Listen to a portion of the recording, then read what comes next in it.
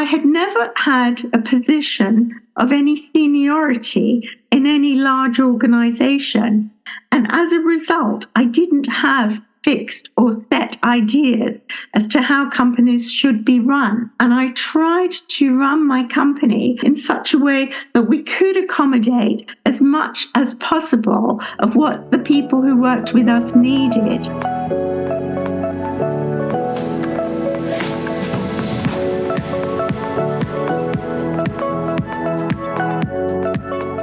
Hello. My name is Hannah Herbst, and I welcome you to another episode of Reaching Your Goals.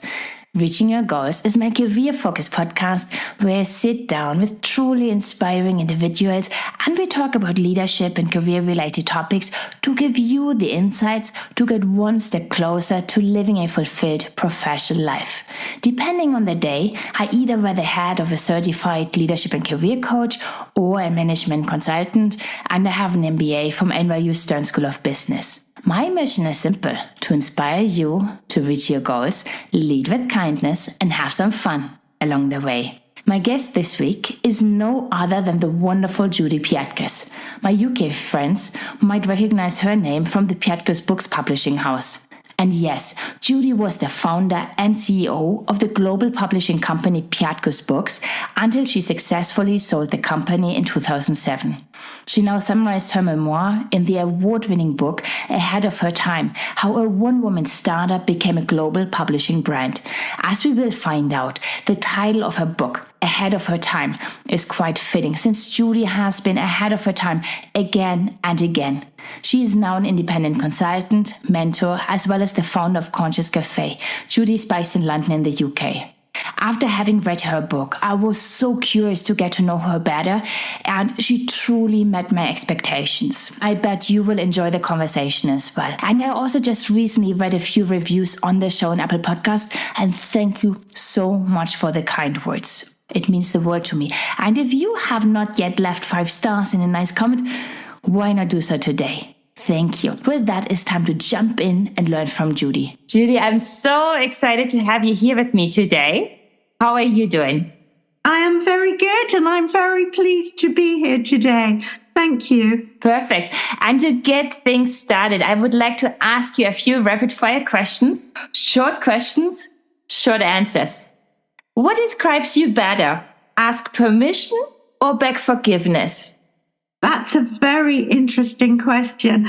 I would like to think that I don't beg very much.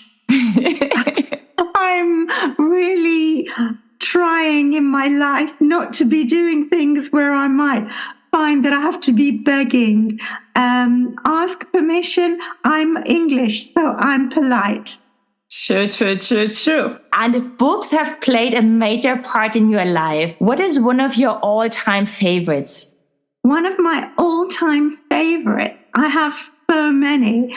One that I probably use most is, and this is use as opposed to read, one that I use most is Your Body Speaks Your Mind by Debbie Shapiro. And we published this book in the mid-90s, and it introduced me to the idea of how our bodies are a holistic system. So when we have a physical problem, there is usually a deep connection between that physical problem and a particular emotional problem. So if I have a physical problem, or if someone close to me has a physical problem, it's very valuable to look in the book and see what emotional issue we might be dealing with, which very often we haven't recognized.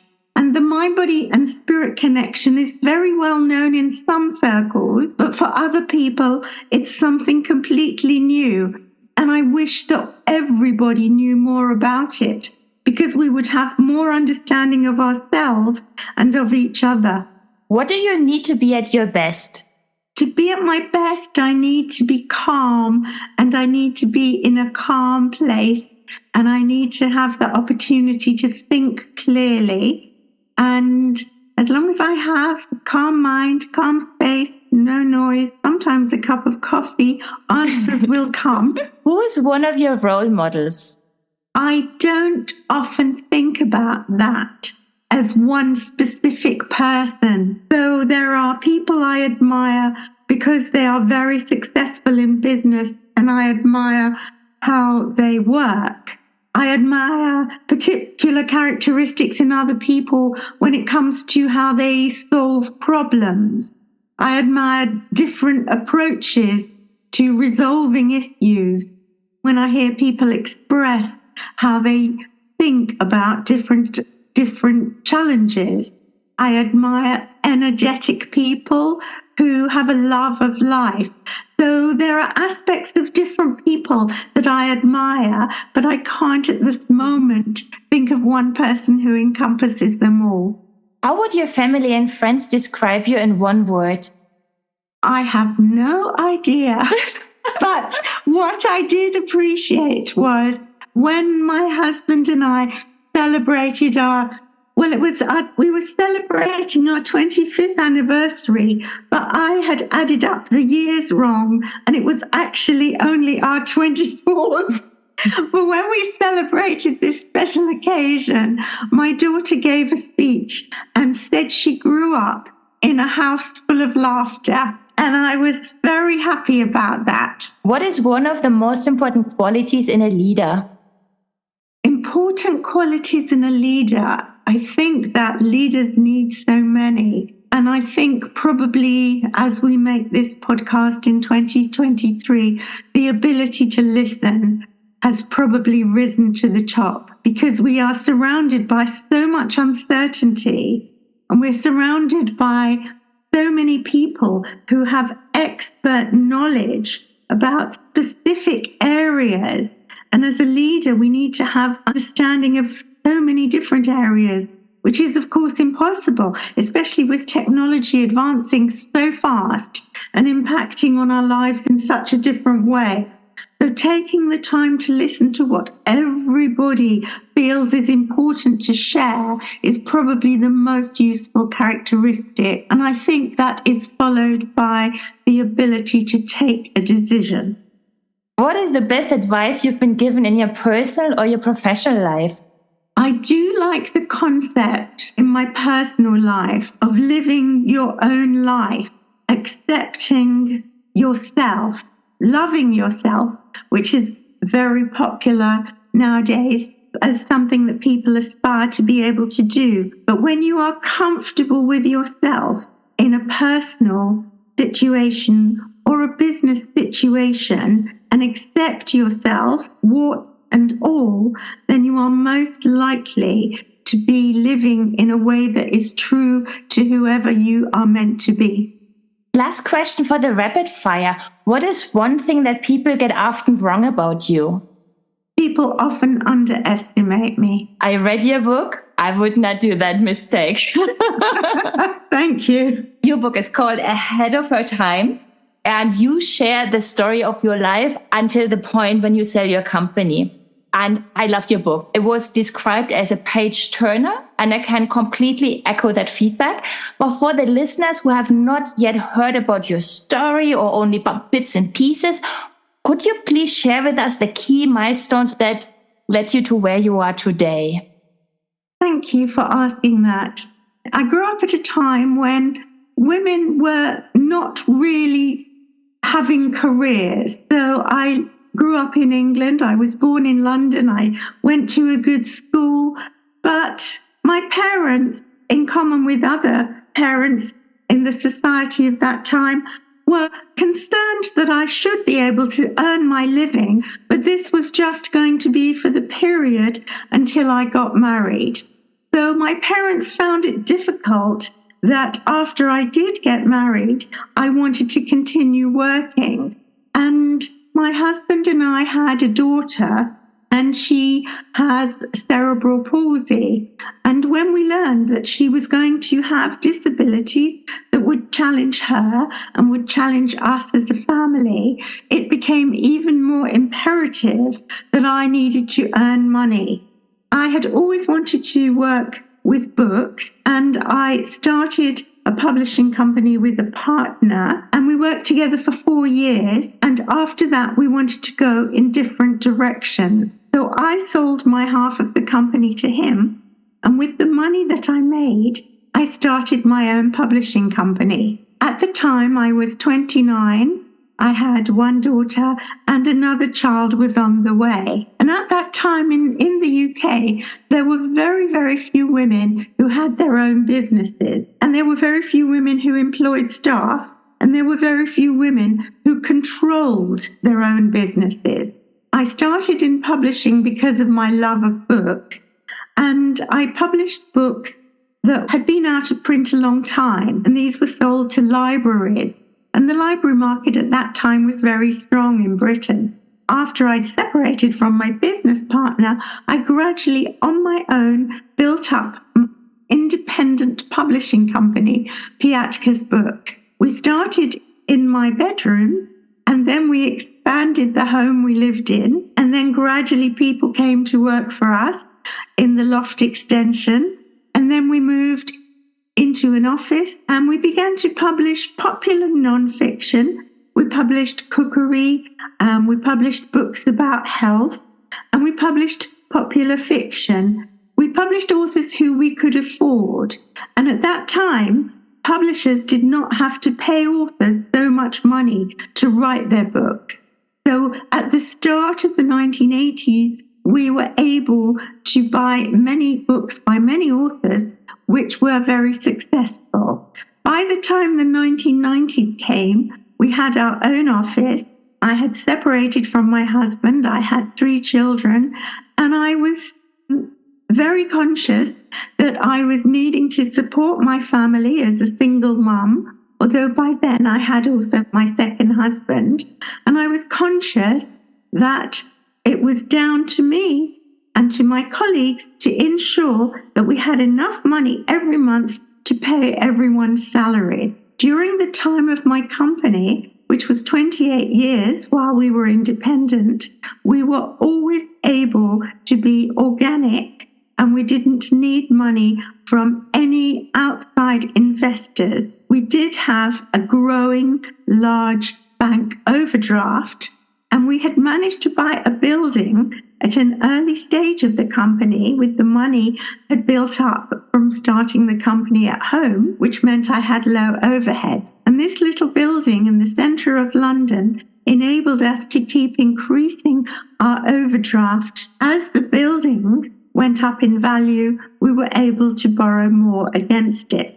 We became pioneers in publishing in the area of personal growth and personal development, and we were particularly known for taking risks with many subject areas that people hadn't heard of.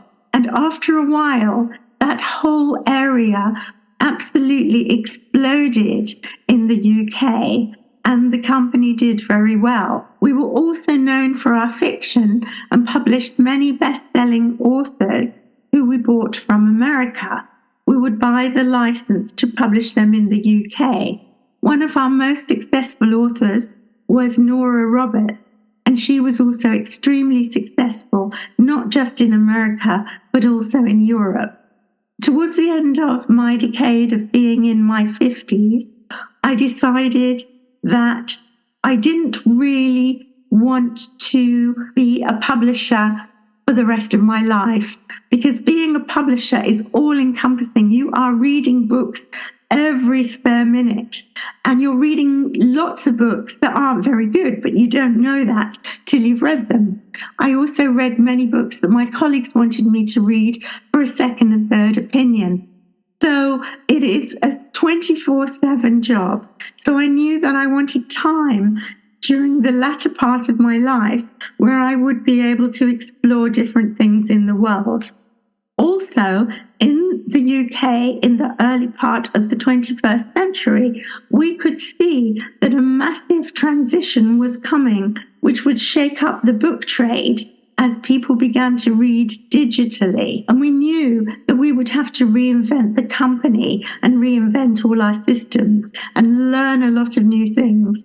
So after 28 years, I did start young. It seemed a good time to sell. So we worked with an outside company to help us to find the best company to sell to.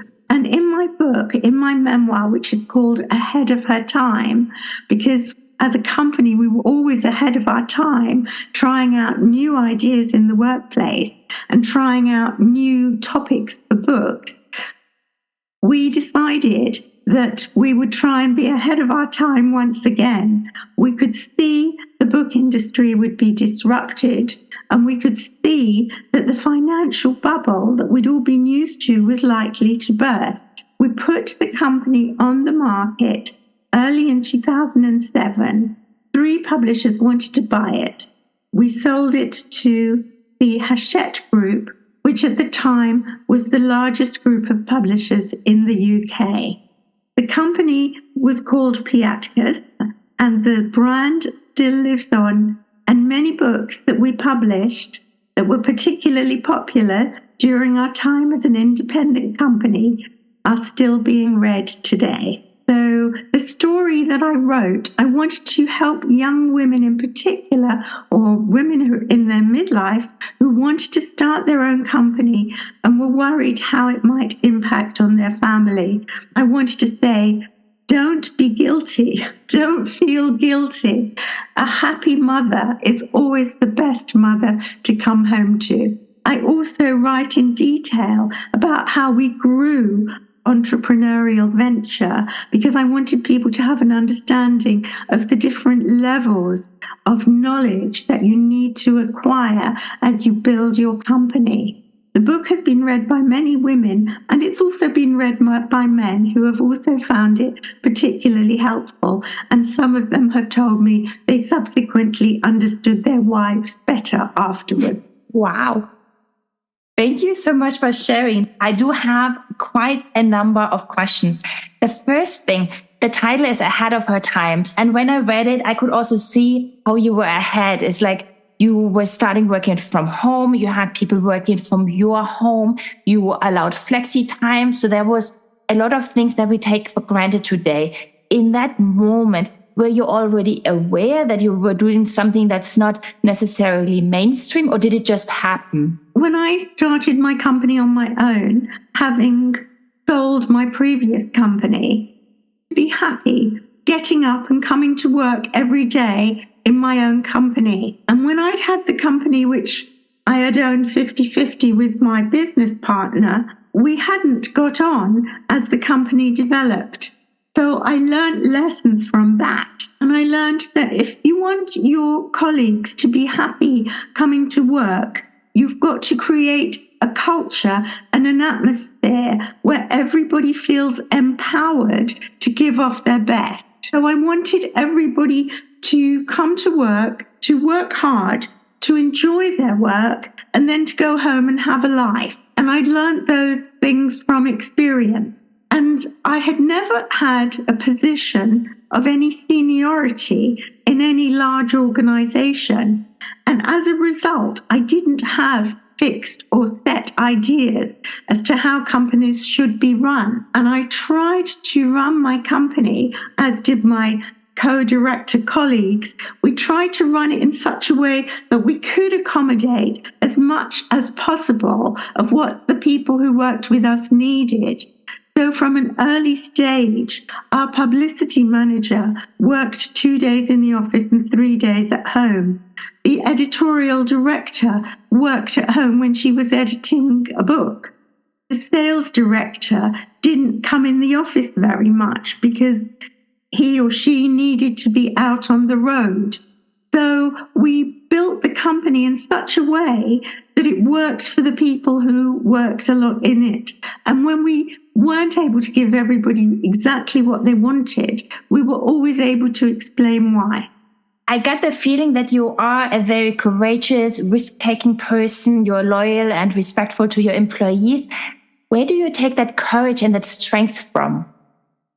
I felt courage and strength coming as I grew emotionally and in my understanding of my own self. While I was in my 30s, I would say. Obviously, nowadays we recognize that life is a journey, and we're learning things about ourselves.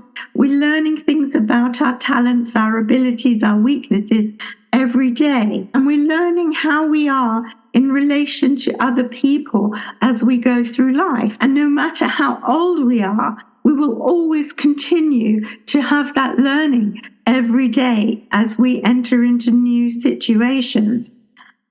But I would say that in my 30s, I became more confident because by then I had sold one company, I had made some money, I was earning a decent salary. When I separated from my first husband, I was supporting my children, I was paying the mortgage, I had a company which had a certain value, and I was clearly making a profit, and that gave me confidence that I was capable. What did keep you hungry to also run the company for 27 or 28 years? Well, the wonderful thing about publishing is never boring, because at any moment you are waiting for someone to offer you a wonderful book. And whether it's a novel or whether it's a non-fiction proposal, every now and again you get really excited about wonderful books and you want to make an offer to publish them. Another thing I especially enjoyed, we were non-fiction publishers in the area of lifestyle, and I loved new ideas, new proposals, new books from America, new manuscripts constantly arriving on my desk, giving me new things to think about and expanding my own mind. So I always enjoyed that. But when I'd been working as a publisher for nearly 20 years, I did realize that having read so many self-help and personal development books, I did feel in need of doing something for myself. And I worked as a volunteer bereavement counselor, and then I embarked on an introduction to counseling, and then I did a psychodynamic psychotherapy and counseling training. And at the time, it didn't make sense. I had a perfectly lovely career. I had a wonderful company. I worked with great people, but I was drawn to explore what it meant to be a counselor and a therapist.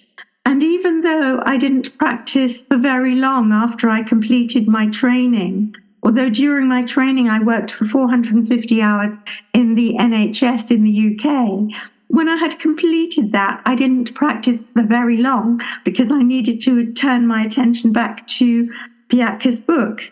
But the skills that I learned as a counsellor have always stood me in good stead.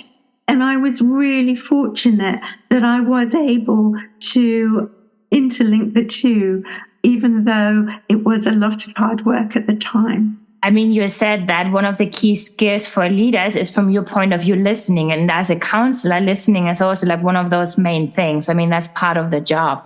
So I can really see how that was very, very helpful for you to run your company.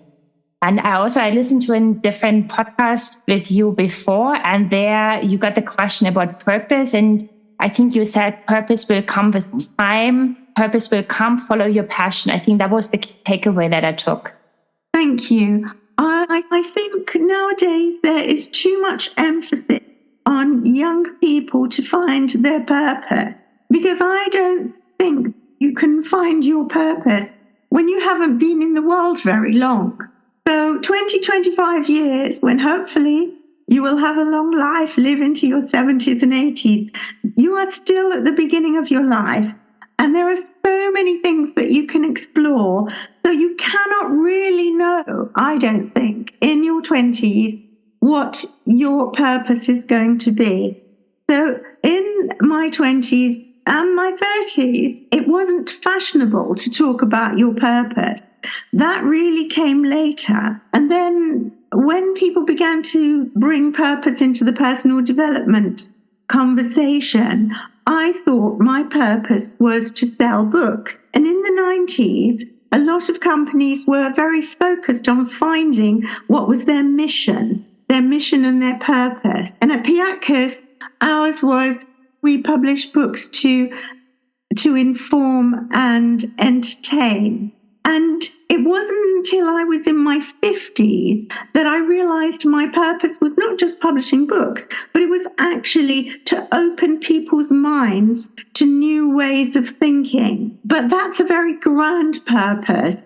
And that actually was what we as a company were doing. And I was doing that as the publisher. And there is no way that I could have conceived such a grand idea in my 20s or even my 30s. And we all learn many new things as we progress through our lives.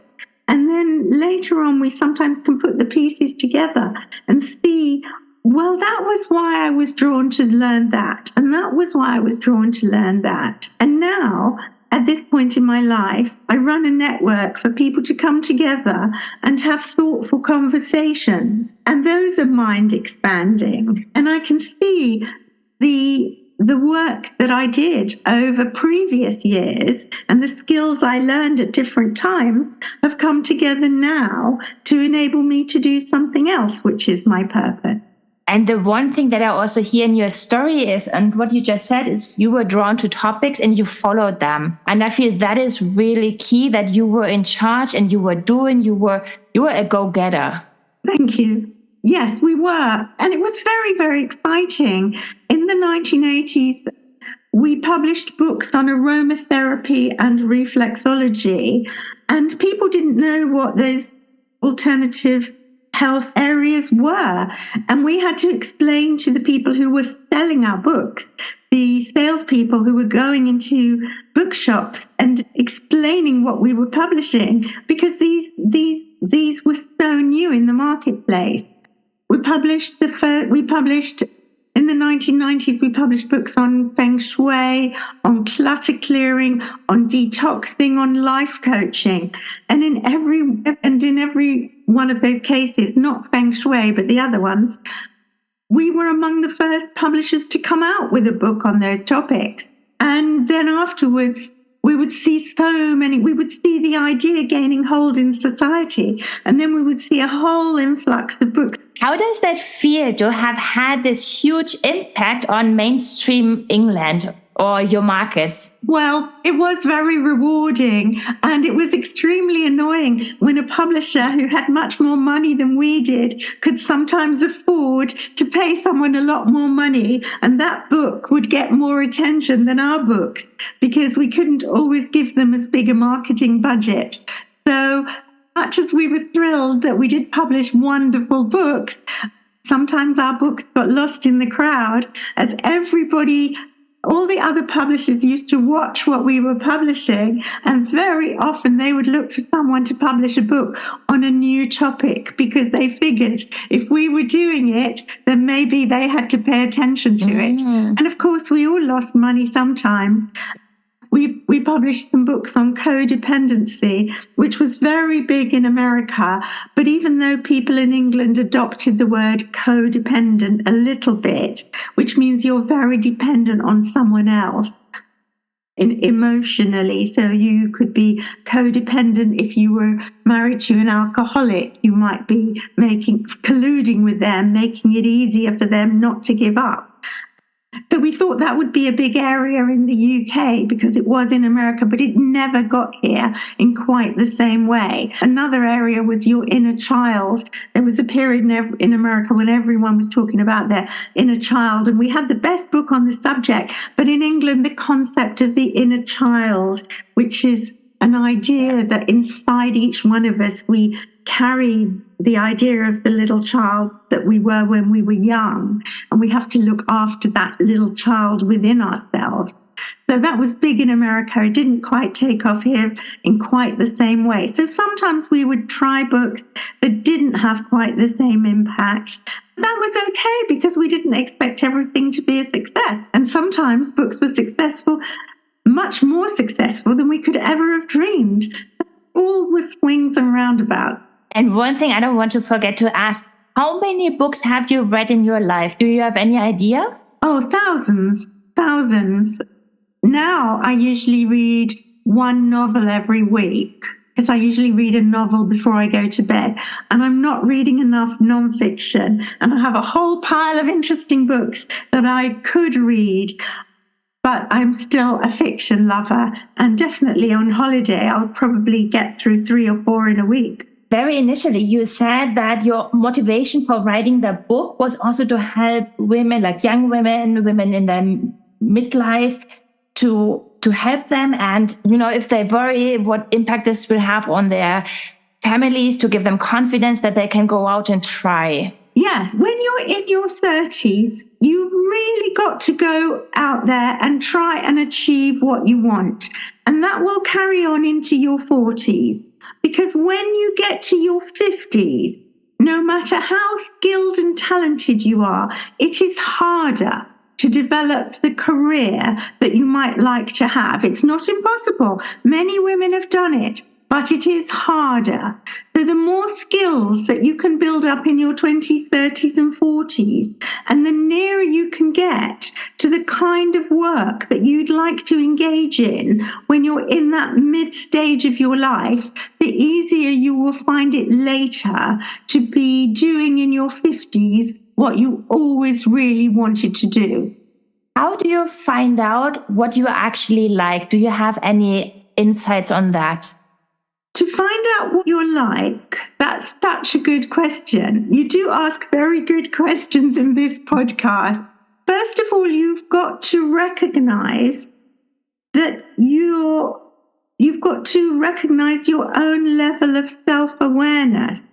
So I have to say, if you have a few sessions with a counselor, I'm not saying that everybody should go and see a counselor, but just the learning that can be gained from a few sessions with a good, trusted counselor can give you an indication of what triggers your anxiety, what triggers your anger. When do you feel calm? When do you feel unease? So, for example, you might leave home in the morning and you're in a good mood and the sun is shining, and then by the time you get to lunchtime, you're really upset. And if you don't have any self-awareness, you may not have recognized that at some point during the morning, someone said something to you and it threw you slightly off balance. And by lunchtime, you're just feeling off balance. But what you have to do is look back through the last 2 or 3 hours and see where your mood changed. And that's a very basic level of self-awareness. But when we have understanding of what triggers our mood, and when we understand how to control our emotions better, then we're more likely to have peace of mind. So you need someone to help you have that kind of understanding, and you can get it from books, but it's much better to have it in a session with someone. It might be a coach. It doesn't necessarily have to be a therapist, but therapists I find go deeper into the emotional side because that's what they're trained for. So, for example, a therapist might say, what was it like when you were growing up? What was your family like? And when you begin to explore how things were in your family, then you can understand where lots of your points of view come from and lots of the ways you like to do things. But you're less likely to discover that knowledge about yourself within the coaching framework because it's not set up for that. Exactly. I just want to add on to that with my coaching hat on. It's like with the coaching, we look at current state and the future. And with the therapy, it's going backwards. You said also before that it's important to kind of like get the sense on what you enjoy, and you should also build up your skills early on. And I know that you have an interest in creative leadership. What are things, if you look at creative leadership, what are the key skills that people should focus on? My degree, which I went to university as a very mature student some years after I sold my company.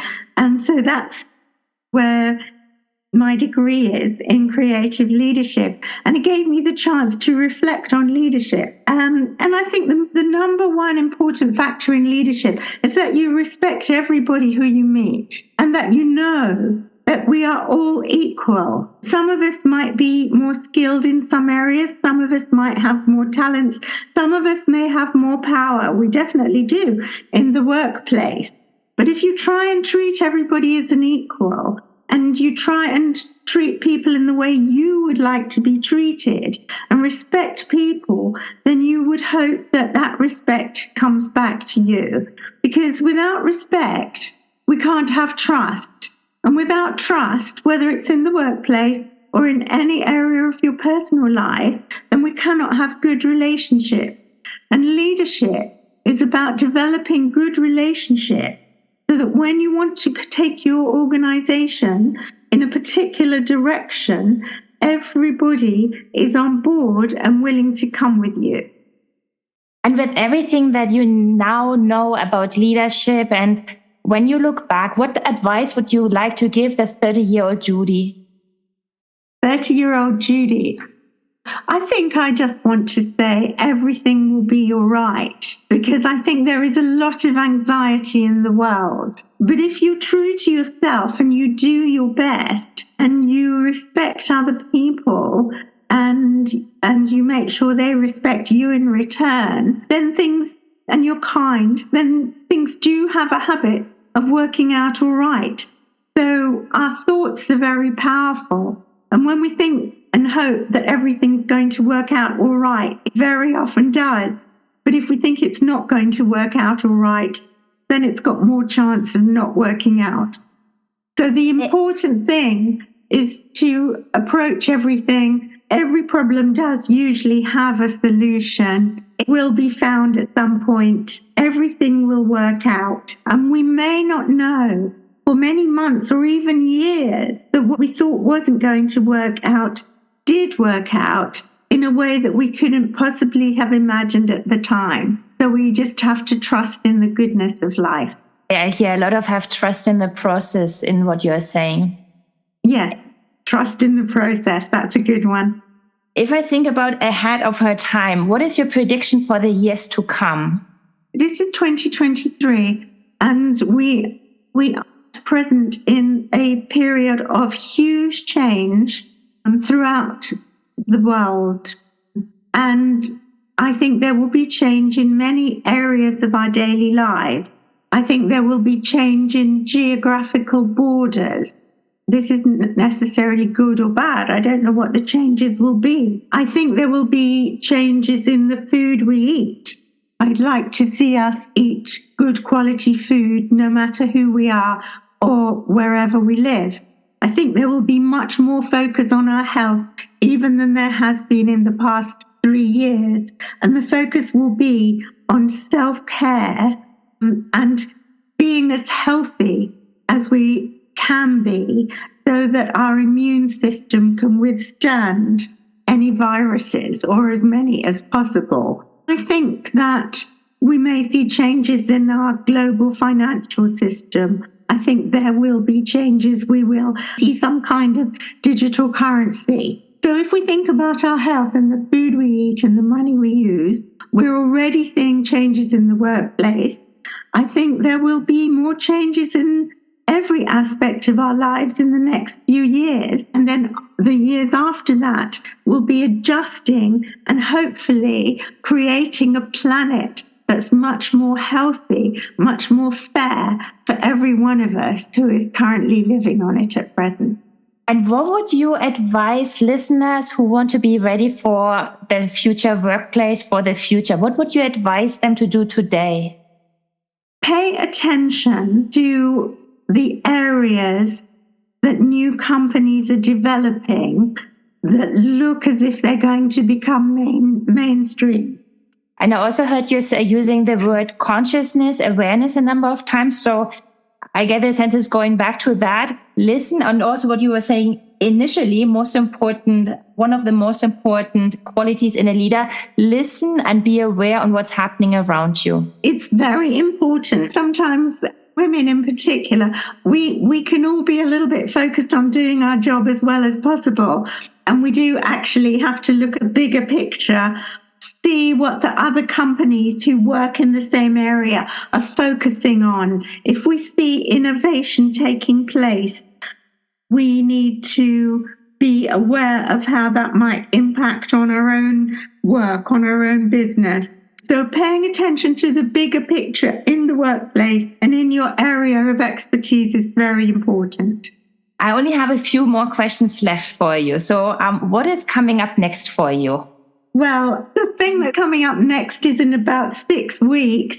And I was asked by an organization that awards prizes to give a keynote speech. And I haven't given a keynote speech for some years. And it would have been so easy to say no because it's quite a challenge. But I thought when I start turning things down that are challenges, then I'm just not engaged with life. So I've got to say yes and just do the best I can. So that's coming up in about 6 weeks, and that's on my mind. And your smile got super big when you were talking about it. I'm getting excited now for you. Thank you. One last question. Whom else should I invite as a guest? I can think of so many people, and I will have to send you an email later. Oh, perfect. For everybody who feels inspired, I think they should get your book, Ahead of Her Time, How a One-Woman Startup Became a Global Publishing Brand. But how else can they stay in touch with you and follow you? I have a website, www.judypiatkus.com, and the network I run, which brings people together for conscious conversations. And we also run a range of events. That is www.consciouscafe.org. And I've seen on the conscious.org website, there's also, I believe, a newsletter where people can sign up for it, right? You can sign up and be added to our mailing list. Yeah. And then you will learn about what the events are that are coming every month. And we also have a few groups in different parts of the UK. And in one Geneva. and 2 in Switzerland. I saw that. Since I'm based in Switzerland, I always pay attention to that piece. Yes, we do. We have a very popular group in Geneva and a newer group in Basel. Nice. With that, thank you so much, Judy. That was really so inspiring. And also when I read your book, I was thinking that you have role model written on your forehead. So I would like to thank you for everything you've done, because I think that is really wonderful to see women who've done it and to learn from them. So thank you so much for talking to me today. Thank you. Best of luck with your career. I hope you enjoyed my conversation with Judy as much as I did. If you want to talk about it, you can tag me at Reaching Your Goals podcast or at Delygate. And if I can be of any help with my coaching hat on, you can always reach me at hannah@delygate.com. With that, we are done for today. We are one step closer to reaching your goals. Talk to you guys next week. Bye.